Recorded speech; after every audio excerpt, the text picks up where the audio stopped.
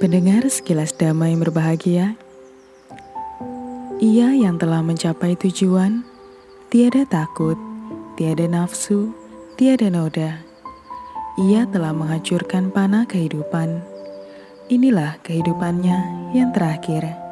Demikian penggalan Dhammapada 351. Rahula putra Buddha.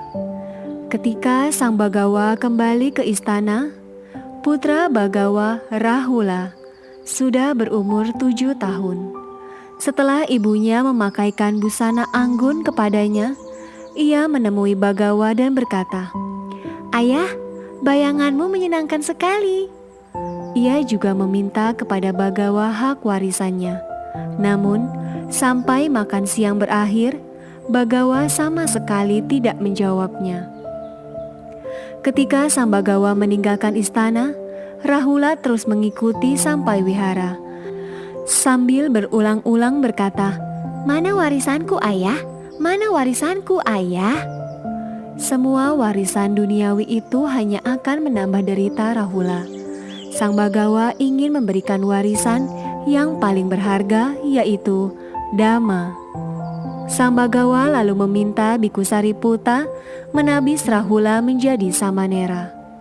Setelah mengetahui cucunya, ahli warisnya telah menjadi samanera, ayah Bagawa, Raja Sudodana memohon agar kelak tidak ada yang ditabis tanpa persetujuan orang tuanya. Sang Bagawa pun setuju. Samanera Rahula sangat semangat menerima pelajaran dari Sang Bagawa maupun guru-gurunya. Setiap pagi, ia mengambil segenggam pasir dan berkata, "Semoga hari ini aku mendapat nasihat dari guru-guruku sebanyak pasir dalam genggaman ini." Namun, karena masih belia, ia kadang berbohong untuk bersenang-senang. Bagawa menasehatinya agar tidak berbohong meski hanya bergurau. Samanera Rahula sangat taat pada peraturan. Ia pernah tidur di bilik mandi karena ada peraturan yang menyatakan samanera tidak boleh tidur satu atap dengan biku.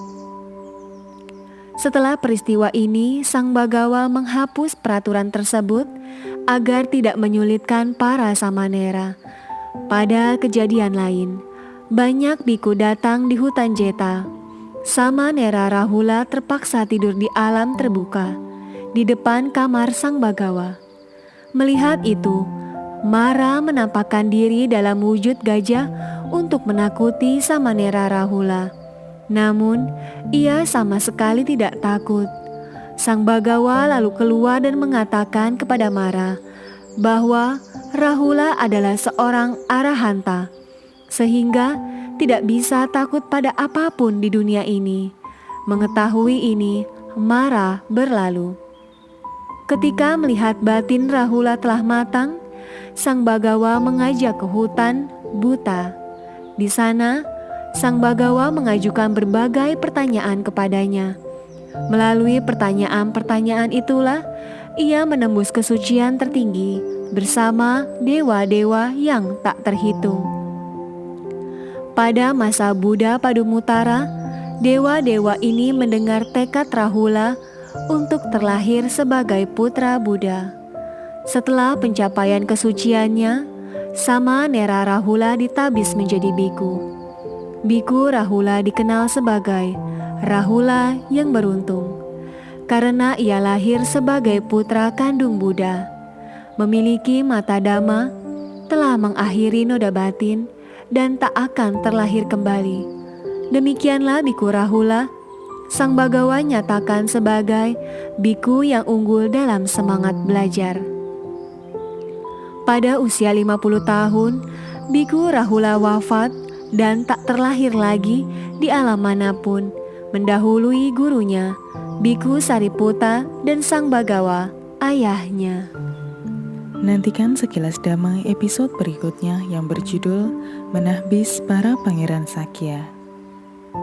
Sekilas Dhamma spesial kisah hidup Sang Tathagata akan hadir selama 100 hari menyambut Hari Waisak 2562 tahun 2021. Sekilas Dhamma dapat didengarkan melalui Spotify dan channel YouTube Cetia Dhamma Dayada dengan kata kunci Sekilas Dhamma.